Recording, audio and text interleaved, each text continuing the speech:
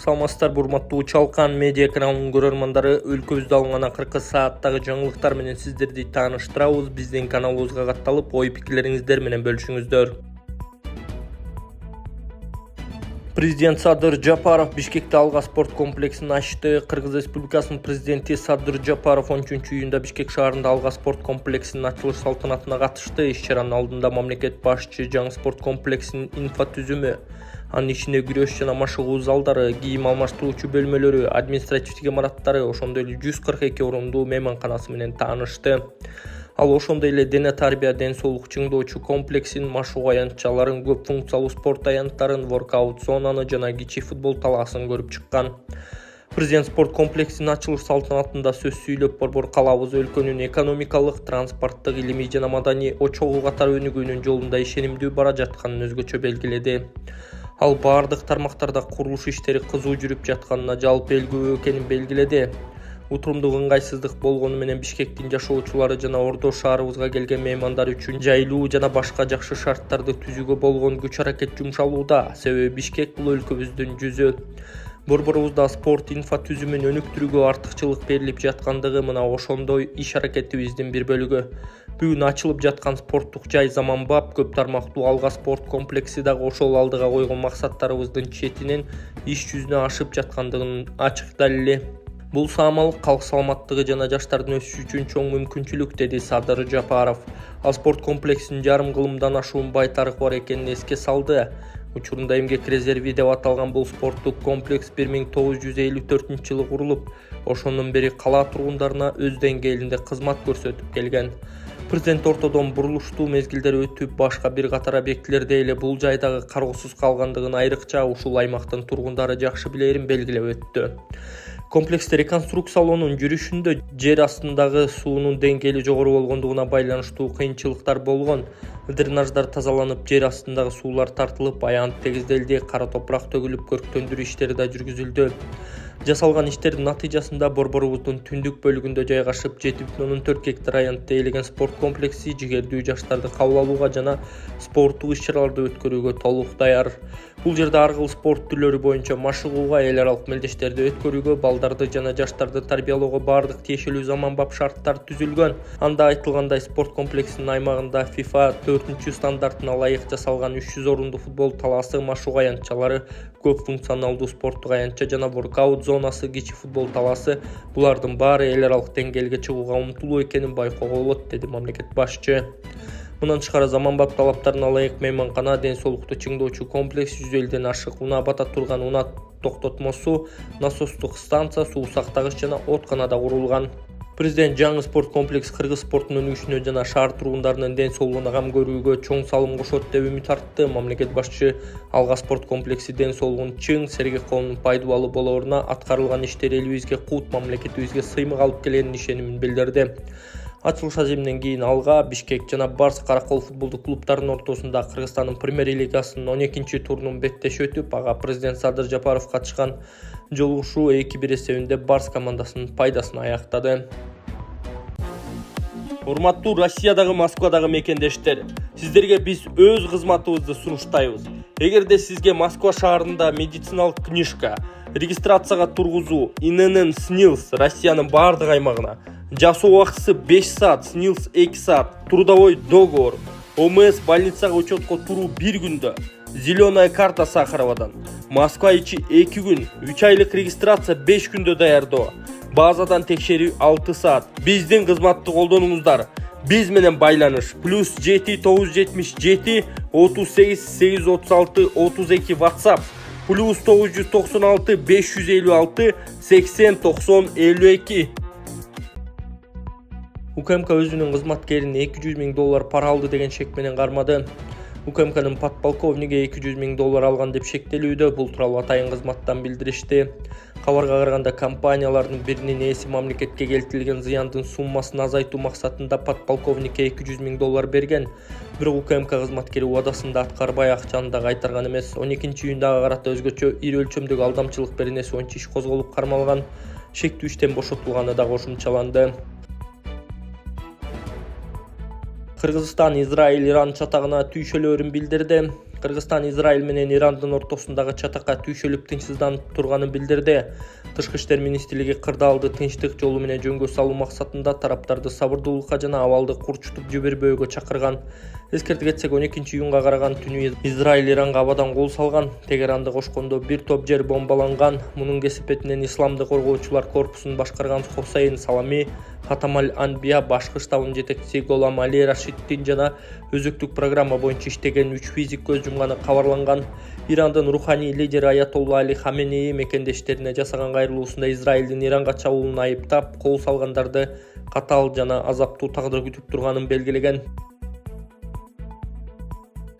Министр Чечейбаев медицина тармагы 3-5 жылда кризиске кептелиши мүмкүн.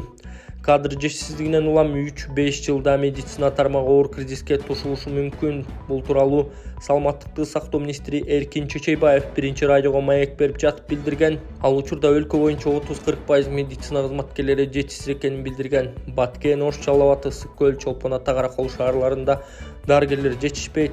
Иштеп жаткандардын көбү пенсия жашына жетип калды. Жаштар келбей жатат деген министр. Чечейбаев жаш адистерди тартуу максатында 20 000 сомго чейин кошумча төлөм киргизилгени да жетишсиз болуп жатканын кошумчалады.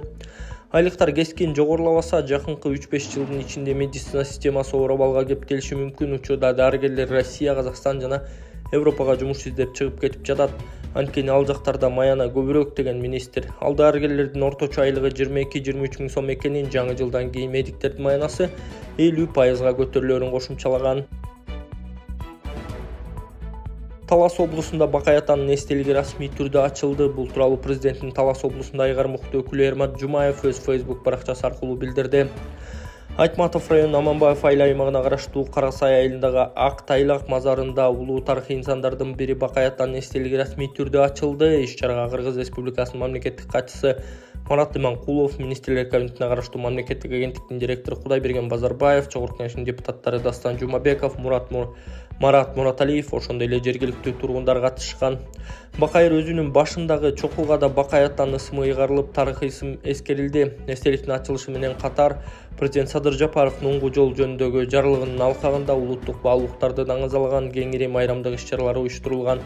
Анын алкагында облустагы уз чеберлердин кол өнөрчүлүгү жана ар улуттун улуттук тамак аштары көргөзмөгө коюлган. Майрамдык иш-чарада Бакай атанын басып өткөн жолу сахналаштырылган, театрлаштырылган оюн-зоок программа көрсөтүлгөн. Келечекте аталган аймакты туристтерди өзүнө тарта турган, тарыхты даңазалай турган комплекске айландыруудагы пландарыбыз бар. Ийгиликтер коштосун, тарых таластан башталат деген Эрмат Жумаев.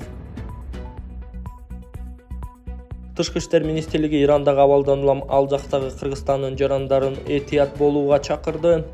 Кыргызстандын тышкы иштер министрлиги Ирандагы кырдаалдан улам кыргыз жарандарын этият болууга чакырды. Кайрылуунун текстин министрликтин маалымат кызматынан таратышты. Израиль менен Ирандын ортосундагы кырдаалдын курчушуна байланыштуу тышкы иштер министрлиги Ирандын аймагында жүргөн жарандарды жеке коопсуздук чараларын сактоого жана этият болууга чакырат. Мекендештерге эл көп чогулган жерлерден алыс болуу, жергиликтүү бийликтин билдирүүлөрүнө жана өлкөнүн Ирандагы элчилигинин маалыматтарына кылдат көз салып туруу, өздүгүн тастыктаган документтерди дайыма жанында алып жүрүү, туугандары менен байланышта болуу жана алардын жүргөн жери тууралуу маалымат алып туруу сунушталат деп жазылган кайрылууда. Өзгөчө кырдаалдар жаралган учурда жана консулдук жардам алуу үчүн Ирандагы элчиликтин байланыш номерлери +98 935 250 52 26 +9821 228 303 54 же Тимдин ыкчам байланыш номери +996 999 312 31 2002 номерлерине кабарлашууну өтүнөт. Эсиңиздерге салсак, кечээ Израилдин күчтөрү Иранга абадан сокку урганы кабарланган.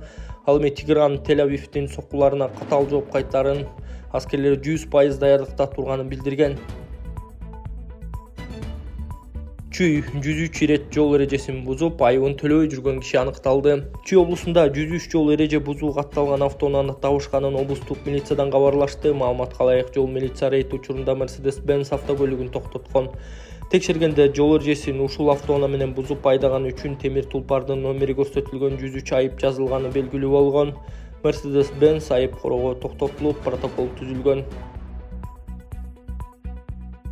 Көлдө мыйзамсыз менчиктештирилген 638 миллион сомдук соц объектилер кайтарылды. Ысык көл районундагы мыйзамсыз менчиктештирилген 638 миллион сомдук социалдык объектилер мамлекеттин карамагына кайтарылды. Бул тууралуу башкы прокуратурадан билдиришти.